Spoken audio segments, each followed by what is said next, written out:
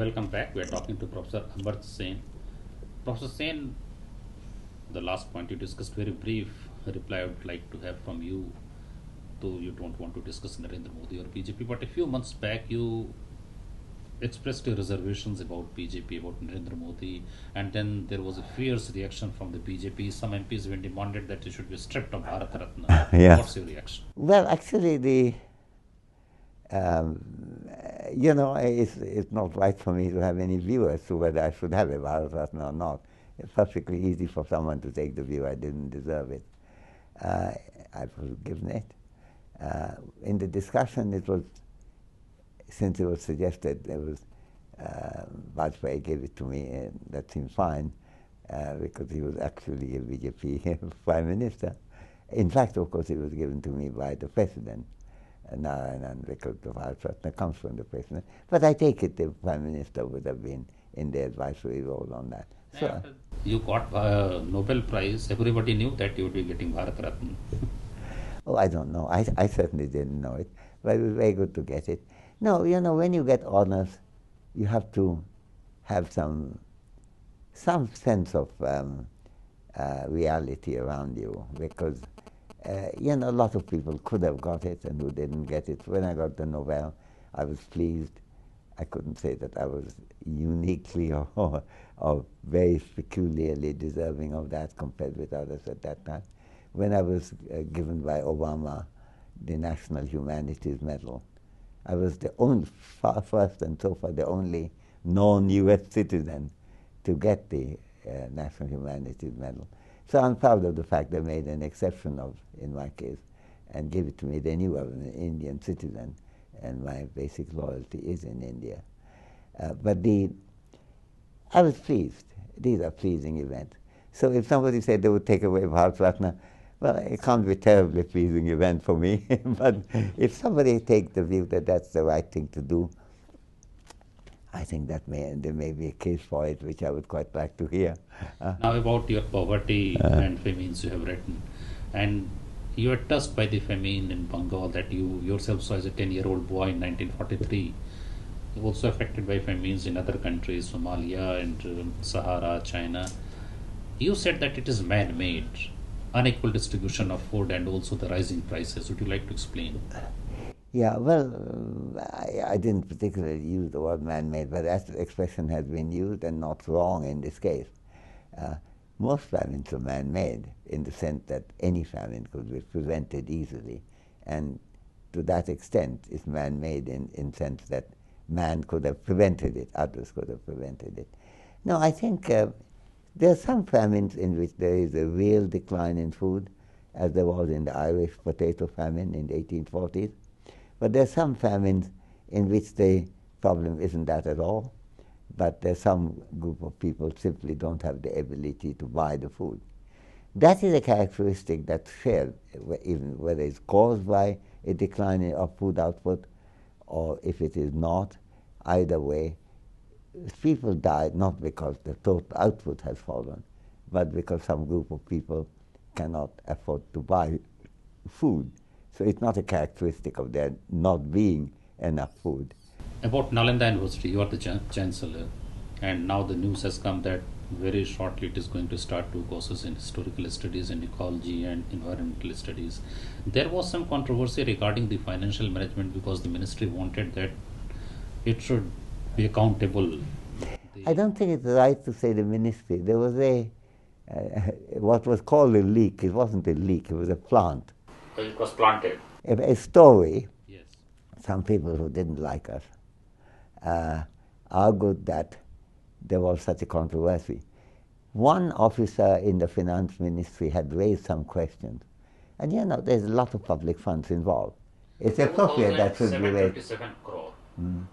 Well, actually, we don't know the exact amount. Yes. That's not been yet determined. Revival plan. Yeah, it's an international university set up on the recommendation of East Asia Summit, consisting of China, Japan, South Korea, Indonesia, Singapore, Thailand, and so on. And so the scales of payment are corresponding to that. It's not as high as in Singapore, not to mention America, but it is certainly higher than others. And there was then here a standard. It's about the same as the SARC University, South Asian University. What I read that the Department of Expenditure wrote to the Ministry of External Affairs, which is the nodal. Now that was what was the plant.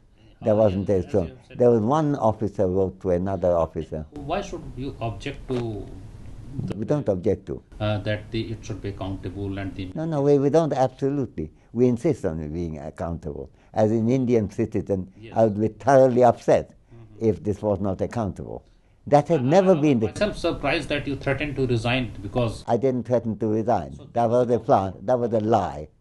That was a lie which some officer in the ministry. Now that you're going into it, someone officer in the Ministry of External Affairs put down as a note and then released it.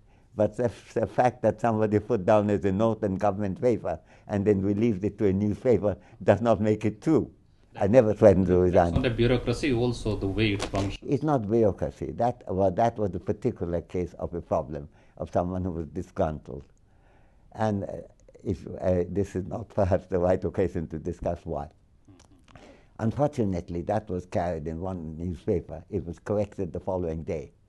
But once a story goes around, it never goes away, yes, even if it's corrected. It's like someone throwing mud at your pants, and you may try to rub it off, but some of the mud remains.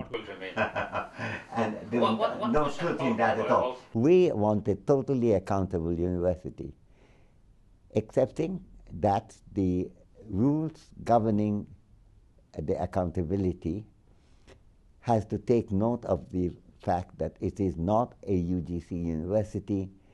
It could easily, the students may come internationally, teachers may come internationally too, subject to the recognition of the nature of the university. I don't know whether the positioning of the court is more important than the flow of the thought. As you said that it is an international university, in fact Nalanda was an international university, and it is said that when Oxford was coming up, Nalanda was going down. But that is the... Nalanda was destroyed just after Oxford was established and just before Cambridge was established. Yes. You referred to Tagore. I have read that it was Rabindranath Tagore who gave you the name, this name Amartya, and your mother was Amartya, yeah. University.